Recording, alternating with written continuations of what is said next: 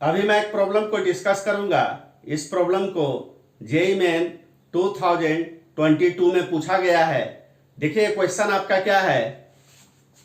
A block of mass capital M placed inside a box descends vertically with acceleration A. यानी ये देखिए, ये हमारा आपका एक बॉक्स है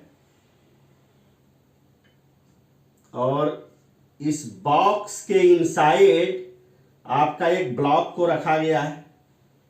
तो यहां पर ब्लॉक को कहां रखा जाएगा? बॉक्स के फ्लोर पे आपका रखा जाएगा। तो ये हमारा आपका बॉक्स है और ये हमारा आपका क्या है? आपका ब्लॉक है। और इसी ब्लॉक का मास यहां पर आपका क्या है? आपका कैपिटल एम है। और प्रॉब्लम में दिया गया है कि बॉक्स आपका डाउनवर्ड डायरेक्शन में आपका कितना एक्सेलरेशन से आ रहा है? आपका ए एक्सेलरेशन से आ रहा है। क्योंकि देखिए क्या है कि इस पर्टिकुलर प्रॉब्लम में बॉक्स के रिस्पेक्ट में आपका ब्लॉक आपका रेस्ट में है। तो बॉक्स अगर ए एक्सेलरेशन से अगर डाउनवर्ड डायरेक्शन में आएगा तो ब्लॉक भी आपका क्या होगा? ए एक्सेलरेशन से आपका डाउनवर्ड डायरेक्शन में आएगा। इसका मतलब यहां पर ये जो हमारा कैपिटल एम मास का जो ब्लॉक है, इस ब्लॉक का डाउनवर्ड डायरेक्शन में एक्सेलरेशन आपका कितना हो जाएगा? आपका ए हो जाएगा आपका अर्थ के रिस्पेक्ट में। अब देखिए क्या है कि इस प्रॉब्लम में देखिए और एडिशनल इंफॉर्मेशन आपका दिया गया है कि the block exerts a force equal to 1/4 of its weight. तो यहां पर देखिए क्या है कि ब्लॉक का आपका वेट आपका कितना है? आपका mg, इसका 1/4 इतना फोर्स ये आपका ब्लॉक एक्सर्ट आपका करता है किसके ऊपर? On the floor of the box.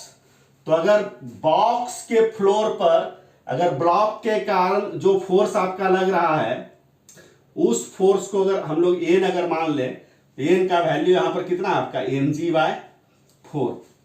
अब देखिए, अब ध्यान से आप ऑब्जर्व कीजिए कि यहां पर देखिए कि जो आपका बॉक्स का जो फ्लोर है, बॉक्स का फ्लोर ब्लॉक के ऊपर जो नॉर्मल फोर्स को आपका लगाएगा ये आपका वर्टिकली अपवर्ड डायरेक्शन में।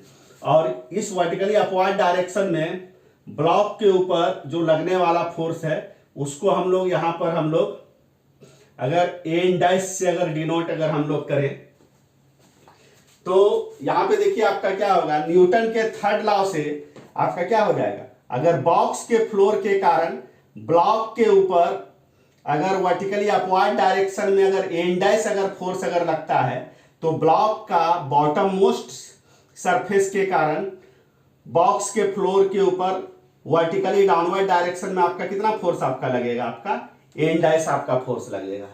और यहां पे देखिए, यहां पर ये एन डैश किसके बराबर है? एन डैश आपका बराबर है एन के, और ये आपका बराबर आपका किसके है? mg/4 के। अब देखिए क्या है कि अब यहां पे देखिए, यानी यहां पे एन डैश का वैल्यू आपका कितना हो गया? आपका mg/4 हो गया।